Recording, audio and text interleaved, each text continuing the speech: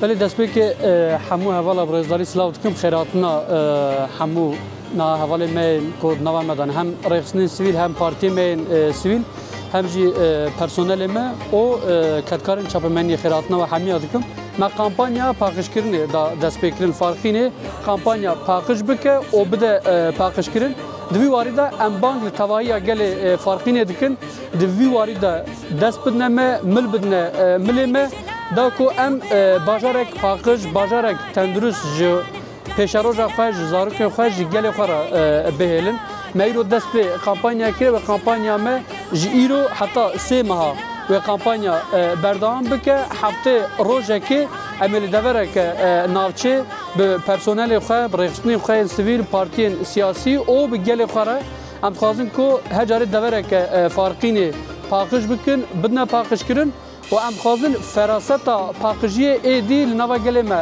راست بوه. İsteğimiz şudur, Silvan bizim memleketimizdir, bizim yaşadığımız yerdir. Biz temizleyeceğiz, biz kirletmeyeceğiz. Bu yüzden bu kampanya temizle ve temizlettir sloganıyla başlatıyoruz. Çok söze gerek yok. Değişimin, dönüşümün yaşandığı bir süreçte yaşıyoruz. 21. yüzyılda yaşıyoruz ve 21. yüzyıl kadın zamanı diyoruz. Kadının yüzyılı olacak. Burada başta kadınlara ve gençlere seslenmek istiyorum. Kirletilmek istenen, her şekliyle kirletilmek istenen toplumun önceliğini siz yapın. Temizleyin, temizlettirin. Memleketimize de her türlü kirliliği etrafımızdan temizleyelim. Kendimize, ilçemize sahip çıkalım. Yar gücünü, kev gücünü, ke yar gücünü, kev barana. Edgati belge güza, yar gücünü, kev barana. Kavkaşe gel aziza, yar gücünü, kev barana.